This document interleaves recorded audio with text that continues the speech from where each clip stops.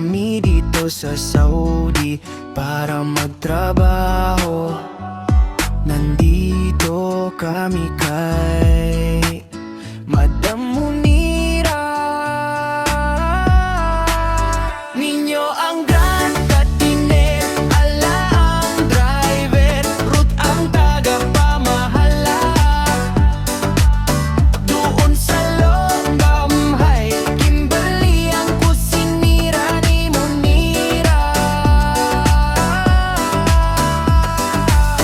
Na ay nagbantay sa Mama House, ang pangalan ay si Mark.